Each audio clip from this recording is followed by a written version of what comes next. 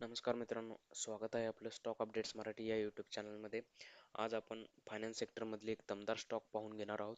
तो म्हणजे REC limited, rural electrification corporation limited या कंपनीचं नाव आहे. आज या कंपनीचा आपण बिझनेस मॉडेल तसेच फंडामेंटल अनालिसिस टिकर टिप या पोर्टलचा यूज करून करून घेणार आहोत.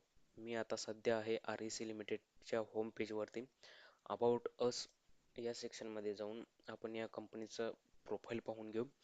तर ही कंपनी 1969 मध्ये फाइंड आउट झालेली होती. ही कंपनी ऊर्जा मंत्रालयाच्या अंडर येते, म्हणजेच गव्हर्नमेंट ओन्ड कंपनी आहे ही. या कंपनीची सध्या नेट वर्थ आहे 45,000 कोटीची.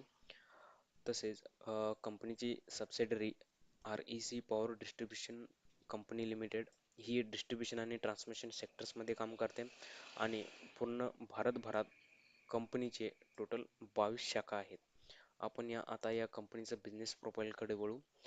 कंपनी मुख्यत्वे पॉवर सेक्टर्स मध्ये ज्या काही कंपन्या असतात तर त्यांना लोन देते. आता पॉवर सेक्टर मधील कंपन्या कुठल्या, तर तुम्ही उदाहरणार्थ समजू शकता की NTPC असू दे, PFC, NHPC यासारख्या कंपन्या आहेत, तर त्यांना कंपनी लोन देते. तर लोन कुठल्या कुठल्या प्रोजेक्ट्सना ही कंपनी देते ते आपण समजून घेऊ. लोन फॉर जनरेशन प्रोजेक्ट्स म्हणजे जे काही पॉवर जनरेट करतात ज्या काही कंपन्या, ते थर्मल असू देत, हायड्रो किंवा गॅस यासारख्या प्लांटना कंपनी लोन प्रोव्हाइड करते. तसेच ट्रान्समिशन प्रोजेक्ट्स म्हणजे ट्रान्समिशन ज्या काही प्लॅन्स असतात, म्हणजे ज्या वीज निर्मिती केंद्रामधून वीज बाहेर काढतात आणि ते ट्रान्समिशन करतात, त्या प्लॅन्सना ही कंपनी लोन देते.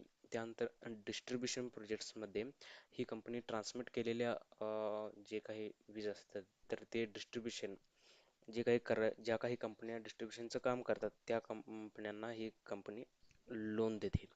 आणि शॉर्ट टर्म और मीडियम टर्म लोन्स, इथे तुम्ही पाहू शकताय की काही प्लॅन्ट्सना किंवा काही कंपन्यांना ज्या काही फ्यूल फॉर पॉवर प्लॅन्ट, जे काही इंधन असतं पॉवर प्लॅन्टला ते खरेदी करायचं असल्यास purchase of power, purchase of material and minor equipment, म्हणजे जे काही पॉवर सेक्टरमधील कंपन्यांना इक्विपमेंट असतील किंवा मटेरियल असेल ते खरेदी करायचे असेल लार्ज स्केलवर, तर त्यासाठी ही कंपनी लोन देते. तर मुख्यत्वे ही कंपनी पॉवर सेक्टरमधीलच कंपन्यांना फक्त फायनान्शियल सपोर्ट करते, त्यांना लोन देते. हे याचं झालं बिझनेस स्ट्रक्चर.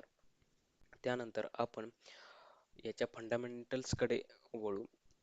याचं स्टॉक प्राइस आपण पाहू शकता 145 रुपये 65 पैसे आहे सध्या. म्हणजे स्टॉक खूप ओव्हर व्हॅल्यूड पण नाही आहे, फक्त 150च्या आसपास खेळणारा हा स्टॉक आहे.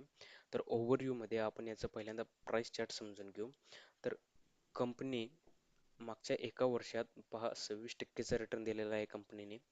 मागच्या 5 वर्षात कंपनीचे रिटर्न्स आहेत 15.96%. आणि जशी कंपनी शेअर बाजारमध्ये लिस्ट झाले तर तेव्हापासून आतापर्यंत 140.15%चा रिटर्न कंपनीने दिलेला आहे.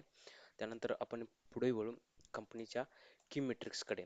तर त्याचं PE रेशो म्हणजे प्राइस टू अर्निंग रेशो आपण पाहू शकता 3.43 आहे. तर सेक्टरचे जे PE रेशो आहे ते आहे 28.90चा. म्हणजे आपण इथे पाहू शकता की कंपनी ते अंडर व्हॅल्यूड आहे. त्यानंतर प्राइस टू बुक रेशो म्हणजेच PB रेशो 0.66 आहे. तर या सेक्टरचा जो PB रेशो आहे तो आहे 2.45चा. म्हणजे या दोन्ही रेशोवरून आपण हे समजू शकतो की हा स्टॉक अंडर व्हॅल्यूड आहे. त्यानंतर कंपनीचा डिव्हिडंड यील्ड आपण पाहू शकता 8.73%. म्हणजे जी बँक आपल्याला FD देते त्यापेक्षाही जास्त डिव्हिडंड इथे आपल्याला कंपनी देते. त्यानुसार कंपनीचे जे सेक्टरचे जे डिव्हिडंड यील्ड आहे ते आहे 0.52%. म्हणजे जवळपास जास्तीत जास्त डिव्हिडंड या कंपनीने डिक्लेअर केलेला आहे. त्यानंतर आपण कंपनीचं फायनान्शियल ट्रेंड पाहून घेऊ. 2018 पासूनचा डेटा इथे आपल्याला अवेलेबल आहे. तर इथं आपल्याला या फायनान्शियल ट्रेंडवरून कंपनीचा रेव्हेन्यू आणि त्याचं नेट प्रॉफिट हे कळतंय. हे सर्व जे व्हॅल्यूज आहेत ते 1000 कोटीमध्ये आहेत.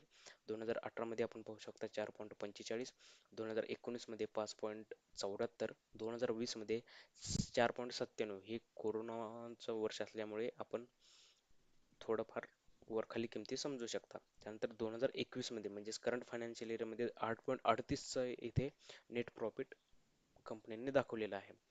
इथे इन्व्हेस्टमेंट चेकलिस्टमध्ये आपण पाहू शकता इंट्रेन्सिक व्हॅल्यूमध्ये आपण इथे की मेट्रिक्समध्ये दोन रेशनच्या आधाराने म्हणजे पी रेशो आणि पी रेशोच्या आधाराने समजून घेतलं की कंपनी ही अंडर व्हॅल्यूड आहे. Return versus FD rates price चार्टमध्ये आपण पाहून घेतलं की एका वर्षाचं आणि 5 वर्षाचं रिटर्न एफडी पेक्षाही जास्त आहेत.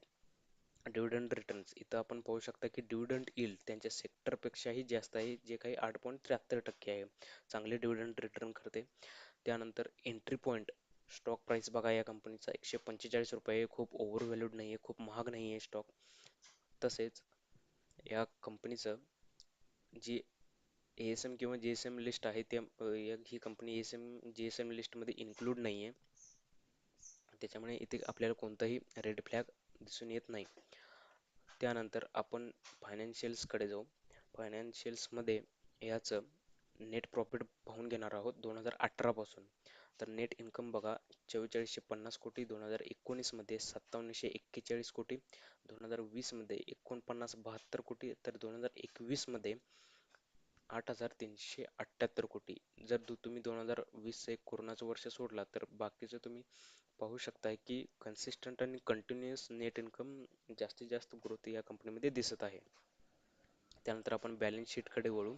तर बॅलन्स शीटमध्ये टोटल ॲसेट आणि टोटल लायबिलिटीज बघा. टोटल ॲसेट म्हणजे कंपनीची टोटल नेटवर्थ आणि लायबिलिटीज म्हणजे जे काही कंपनी म्हणजे कंपनीचं देणं असेल ते. तर 2018 मध्ये बघा 2,42,000 तर लायबिलिटीज आहे 2,09,000. 2019 मध्ये 2,98,000 आणि 2,63,000. 2020 मध्ये बघा 3,47,000 आणि 3,11,000. 2021 मध्ये 4,00,000 तर लायबिलिटीज आहेत 3,57,000. म्हणजे या 4 वर्षामध्ये आपण पाहू शकता की कंपनीचे जे टोटल ॲसेट्स आहेत ते लायबिलिटीज पेक्षा जास्तच आहे. कंपनीने चांगला ॲसेट आणि लायबिलिटीजचा रेशो मेंटेन केलेला आहे. हा एक कंपनीकडून पॉझिटिव्ह साईन आहे. त्यानंतर होल्डिंग्समध्ये आपण पाहू शकता सप्टेंबर 2021चं होल्डिंग आहे करंट सध्याचं. तर टोटल प्रोमोटर होल्डिंग म्हणजे जे गव्हर्नमेंटचं स्टेक आहे ते आहे 52.63%.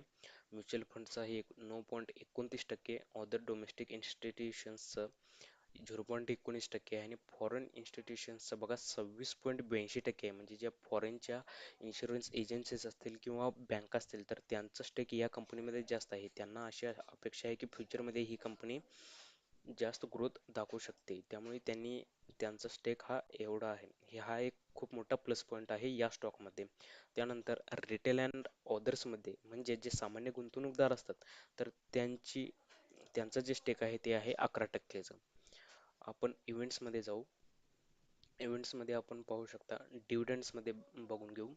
तर कंपनीने कंटिन्युअस चांगलं इन्क्रीज्ड डिव्हिडंड डिक्लेअर केलेलं आहे. 2017 मध्ये तुम्ही पाहू शकता 2 रुपयाचं, 2018 मध्ये जवळपास 8-9 रुपयाचं, 2019 मध्ये 11 रुपये, 2020 मध्ये तर 17 रुपये आणि 2021 मध्ये बघा कंपनीने 4 वेळा इथे डिव्हिडंड डिक्लेअर केलेला आहे.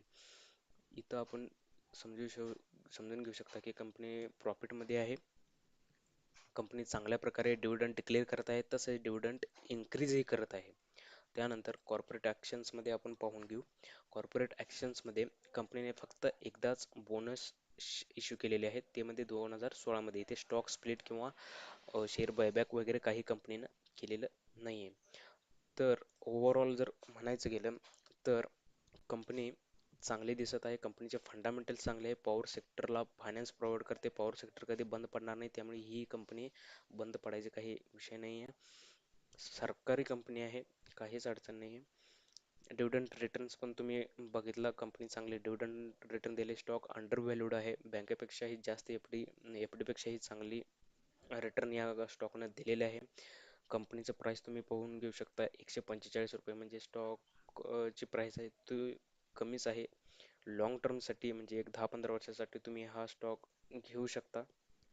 कारण कंपनी चांगले डिव्हिडंड देते. डिव्हिडंड म्हणजेच एक थोडक्यात तुम्ही व्याज समजून घ्या. तर या कंपनीच्या स्टॉकनुसार तर आपल्याला घेण्यासारखं आहे. तर हे सर्व काही होतं या कंपनीबद्दल. REC लिमिटेड या कंपनीबद्दल. पॉवर सेक्टर्सच्या जितक्याही कंपन्या असतील तर त्यांना ही कंपनी फायनान्शियल सपोर्ट करते. त्यांना लोन प्रोव्हाइड करते.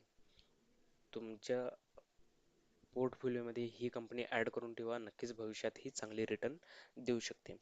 तर हे सर्व काही होतं आजच्या व्हिडिओमध्ये. जर तुम्हाला हा व्हिडिओ आवडला असेल तर लाईक करा, शेअर करा, आपल्या चॅनलला सबस्क्राईब करा. आपल्याला काही प्रश्न असल्यास किंवा एखाद्या शेअरचं अनालिसिस करायचं असल्यास कमेंट करा. आपण प्रयत्न करू तुमच्या प्रश्नांची उत्तर देण्याची. काही चुकीची माहिती आपल्याकडून आपणास मिळत असल्यास तेही तुम्ही कमेंट करू शकता. त्यानुसार आम्ही बदल करू. आजच्यापुरते आपल्याकडून फक्त एवढंच आहे. पुन्हा एका नवीन स्टॉकचा अनालिसिस घेऊन तुमच्यासमोर सादर करू. आजच्यापुरते एवढंच आहे. जय हिंद, जय महाराष्ट्र.